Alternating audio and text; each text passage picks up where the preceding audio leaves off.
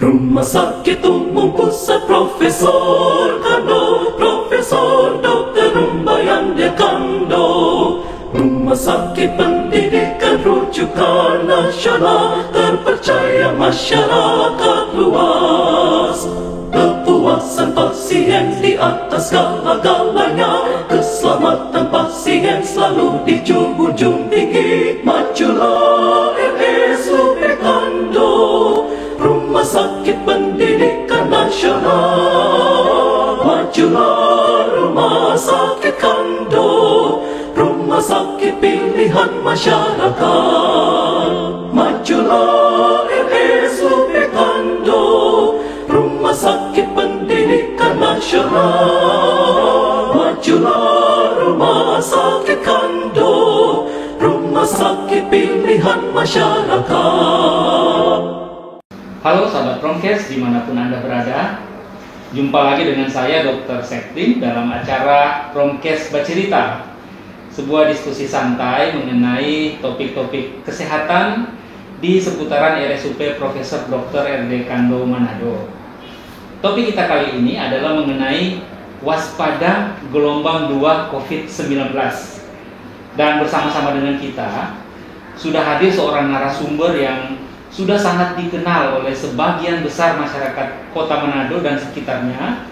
Izinkan kami menyapa dengan penuh hormat Dr. Agung Nugroho, spesialis penyakit dalam, konsultan penyakit tropik dan infeksi. Selamat siang, Dok. Selamat siang, Dr. Seplin. Bagaimana kabar, Dok? Baik, alhamdulillah baik. Walaupun sibuk tapi tetap sehat dan semangat, Dok ya. Ya, terima kasih. Ya. Dr. Agung Nugroho, spesialis penyakit dalam, konsultan penyakit tropik dan infeksi, saat ini dipercaya sebagai Ketua Tim Penanggulangan Wabah COVID-19 di RSUP Profesor Dr. R.D. Kando Manado. Di samping itu, beliau juga adalah Ketua Komite Pencegahan dan Pengendalian Infeksi Rumah Sakit. Kemudian beliau juga melayani sebagai dokter ahli dan mengajar sebagai dosen di bagian ilmu penyakit dalam Fakultas Kedokteran Unsrat. Ya, tanpa perlu berlama-lama lagi, kita akan memulaikan diskusi ini dengan satu pertanyaan yang sederhana, Dok, tapi mungkin banyak ditanyakan oleh kalangan awam, yaitu mengenai apa sih sebenarnya yang dimaksud dengan gelombang 2 COVID-19 ini, Dok. Ya. Silakan, Dok. Ya, terima kasih Dr. Seplin. Selamat siang para pemirsa Promkes kalian yang berbahagia. Apa yang dimaksud dengan gelombang kedua adalah apabila terjadi lonjakan kembali kasus coronavirus sesudah terjadinya penurunan kasus yang jelas, ya.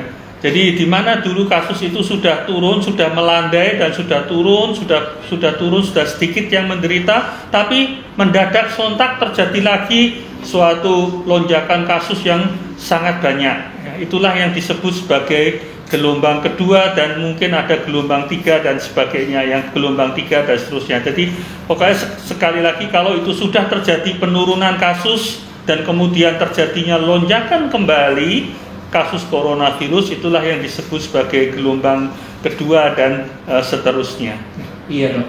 Tampaknya memang fenomena ini boleh dikatakan secara global bisa terlihat, Dok, ya, pada beberapa negara, ya, Dok. Iya. Awalnya grafiknya terus naik, setelah itu menurun, artinya gelombang 1 sudah lewat, Dok, ya. Kemudian yang seperti dokter katakan tadi diikuti dengan lonjakan lagi. Iya. Nah, kira-kira seperti itu. Ya. Kemudian, Dok, kalau kita mencermati fenomena berupa tren data epidemiologik saat ini, terutama kalau kita lihat di rumah sakit kita, dalam katakanlah 3-4 minggu terakhir terlihat data kasus konfirmasi yang menurun. Tetapi kalau kita melihat konteks global, tampaknya kasus-kasus justru meningkat seperti di India, Dok, ya. Kemudian turun ke konteks skop yang nasional, beberapa daerah juga di Jawa juga meningkat. Dan kalau di daerah kita tampak juga beberapa daerah kabupaten kota yang juga mengalami peningkatan, Dok, ya. Iya. Jadi, Dok, kira-kira bagaimana dokter melihat peluang terjadinya gelombang 2 COVID ini di Indonesia dan secara khusus di daerah kita ini, Dok? Ya, terima kasih. Ya, saya melihat, ya, dan sangat mengkhawatirkan bahwa di Sulawesi Utara ini akan mengalami lonjakan kasus yang disebut sebagai gelombang kedua coronavirus ini, ya. Itu yang sangat-sangat saya khawatirkan. Adapun alasan daripada kekhawatiran saya tersebut adalah pertama, bahwa sudah ada laporan dari Kementerian Kesehatan bahwa virus-virus varian dari virus coronavirus varian itu sudah masuk di Indonesia. Baik yang varian Inggris, varian Afrika Selatan, ya, itu dan varian India ini yang menakutkan, itu sudah terdeteksi dan sudah masuk ke Indonesia. Walaupun belum ada laporan sudah masuk ke Sulawesi Utara. Tetapi mengingat mobilitas penduduk yang sangat tinggi di Indonesia, terlebih pada menjelang hari Idul Fitri ini, ya, dikhawatirkan akan bisa terjadi varian tersebut bisa berkembang dengan meluas. Ya, kekhawatiran lain adalah saat ini kita lihat masyarakat, karena terjadi penurunan kasus, maka masyarakat sudah akan lengah, ya, dalam menjalankan protokol kesehatan. Jadi masyarakat mungkin sudah bosan, sudah lelah dengan protokol kesehatan. Jadi dan kasus yang sudah menurun, maka kewaspadaan itu sudah mulai kendor. Dan ini yang sangat dikhawatirkan, ya. Yang ketiga, kita melihat data-data di negara-negara tetangga kita, ya, bahwa sekarang ini, ya, dari India kasus-kasus coronavirus sudah meningkat kembali, itu di Malaysia, ya, di Kamboja, yang dulunya kasusnya sangat jarang di Kamboja, maka sekarang mulai meningkat, dan juga di Thailand dan di Filipina. Jadi kita bisa melihat banyak negara-negara tetangga kita itu yang kasusnya sudah meningkat. Bahkan terjadi lagi peningkatan kasus corona di negara-negara kepulauan Pasifik, seperti di Tonga, ya, itu padahal negara-negara ini dahulunya itu tidak dilaporkan adanya kasus corona. Nah, sekarang justru di situ sudah ada lagi peningkatan. Nah, berdasarkan pengalaman bahwa virus ini menyebar dengan sangat cepat, saya sangat mengkhawatirkan dengan situasi yang ada kita lihat saat ini di Indonesia pada umumnya dan di Sulawesi Utara pada khususnya. Saya sangat khawatir bahwa gelombang kedua ini akan bisa terjadi di daerah tercinta ini. Ya. Berarti Dok, dengan kata lain, setelah mencermati dinamika tren epidemiologi secara global, regional, nasional maupun lokal, boleh dikata peluang terjadinya gelombang 2 ini besar, Dok, ya? Sangat, ya, saya khawatir sangat besar. Sangat besar. Ya, itu yang menjadi kekhawatiran saya dan juga banyak sejawat-sejawat sekalian yang bekerja di bidang penyakit infeksi, ya. Kami sangat was-was dan sangat khawatir sekali, ya, melihat perkembangan penyakit coronavirus ini, dan juga melihat kenyataan atau perkembangan bahwa kewaspadaan pasien menjalankan protokol kesehatan ini saat ini sudah semakin kendor, ya. Mulai menurun, ya, mulai menurun. Menarik sekali, Dok. Bahkan tadi dokter katakan negara-negara kepulauan saja yang sebelumnya, ya, dalam tanda kutip belum terjamah corona, sekarang sudah mengalami peningkatan kasus, ya. Ya, cukup mengkhawatirkan. Nah, Dok, tadi dokter menyebutkan mengenai adanya varian baru dari COVID-19 ini. Nah, sebetulnya, Dok, bagi orang awam tentu bertanya, ini sebetulnya yang dimaksud dengan varian baru itu yang bagaimana sih, Dok, itu? Ya, terima kasih Dr. Zeppelin. Ya, kita tahu bahwa virus, ya, itu adalah suatu kuman yang dia sangat mudah sekali mengalami perubahan pebentuk dalam perkembangannya. Nah, perubahan bentuk dari virus ini, perubahan komponen atau perubahan bagian-bagian virus ini itu yang disebut dengan mutasi. Jadi virus ini kuman yang umumnya sangat mudah sekali mengalami perubahan komponen dari virusnya, di mana dari bagian dindingnya atau dari protein-protein virusnya itu mudah sekali mengalami perubahan-perubahan bentuk. Nah, perubahan ini disebut dengan mutasi. Nah, mutasi ini atau perubahan dari komponen protein virus ini akan melahirkan suatu jenis virusnya sama tapi ada jenis virus yang berbeda yang disebut dengan varian. Yang varian itu yang virusnya sama tetapi ada sedikit perubahan. Nah, perubahan dari komponen-komponen penyusun dari virus tersebut ya. Nah, perubahan inilah yang disebut dengan varian virus. Jadi akan selalu keluar varian-varian virus yang baru. Nah, varian inilah yang memberikan dampak besar ya, baik dari segi penularan maupun dari segi pengobatan dan sebagainya ya, itu dampaknya sangat besar ya adanya varian-varian virus baru ini. Iya, Dok. Menarik, Dok. Tadi sudah dokter sebutkan mengenai dampak dari adanya varian baru ini, Dok ya.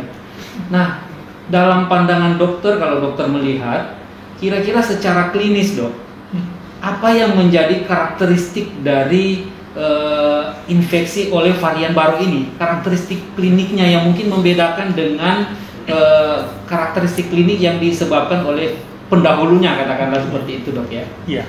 Ya, terima kasih. Nah, dari beberapa laporan ya, dari berbagai varian-varian yang ada, seperti varian di Inggris yang disebut dengan B117 ya, atau varian dari Afrika Selatan ya, dan varian dari Brasil yang disebut dengan P1 ya, dan varian India yang disebut dengan B1617 ya, itu hampir semua laporan menunjukkan varian ini mempunyai kemampuan daya sebar yang lebih luas, jadi lebih mudah menginfeksi orang.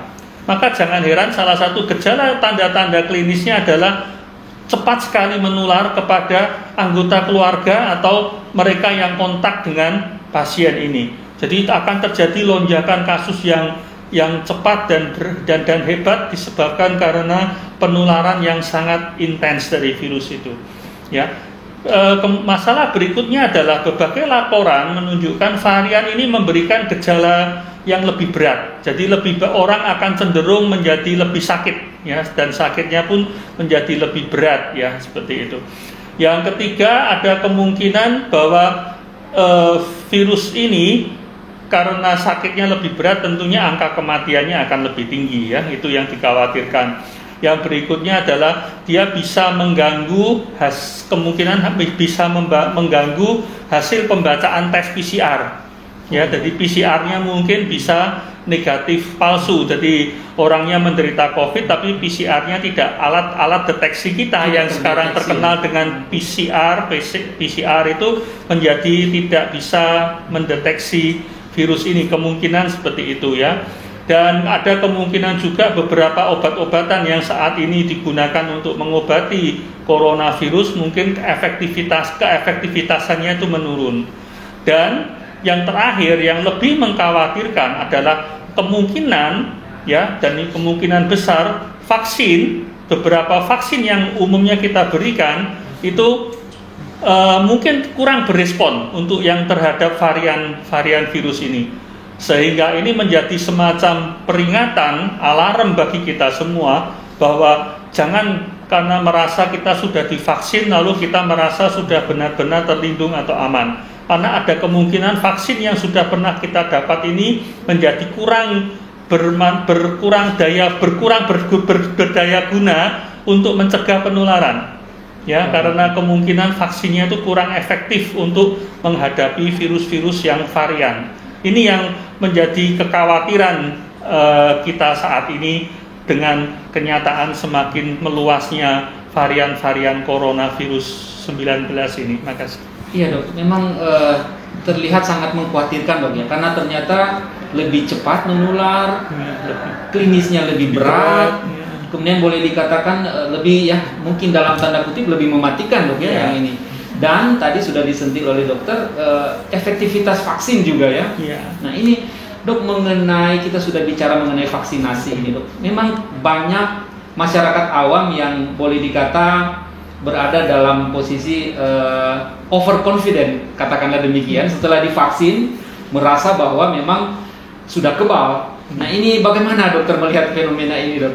Ya, inilah yang harus, ya, kita memang di satu segi kita tentunya memberikan sedikit angin segar kepada pasien ya, bahwa saat ini sudah ada vaksin yang bisa memberikan proteksi ya kepada masyarakat ya.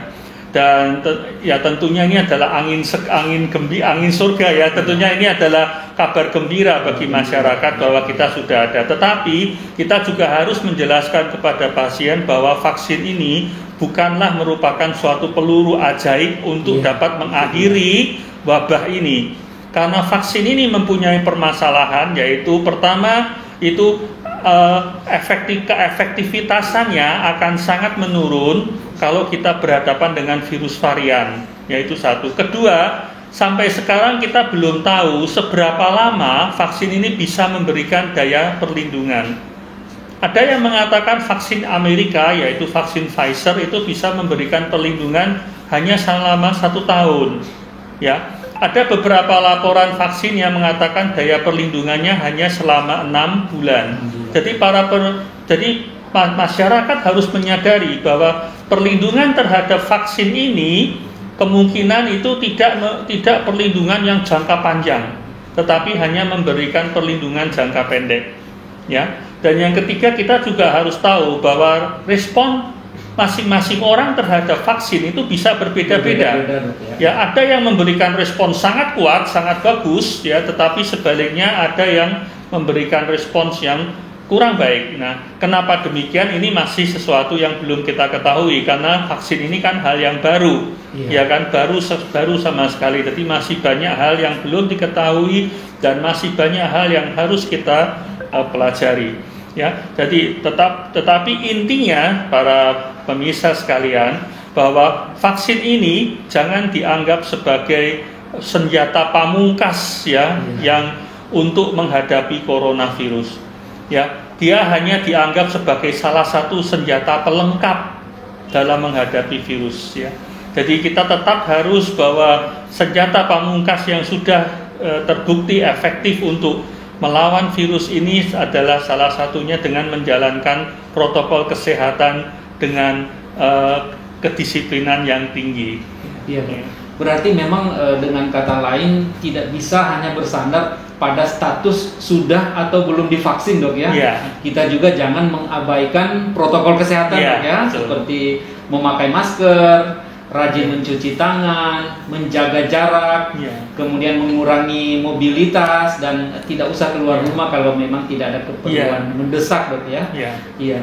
Dok, mungkin ini pertanyaan terakhir, Dok, dari kami. Kira-kira, Dok, belajar dari kasus-kasus yang terjadi di beberapa negara yang mengalami lonjakan ini, apa yang harus kita sebagai masyarakat lakukan atau persiapkan supaya jangan sampai terjadi gelombang 2 COVID-19 ini, Dok? Ya, terima kasih. Ada beberapa pelajaran penting yang dapat kita timba dari pengalaman di India dan juga di negara-negara lain seperti di Amerika dan juga di Cina. Yang pertama adalah hendaknya para masyarakat dan juga pemerintah lebih mempercayai kami para ilmuwan dalam hal ini.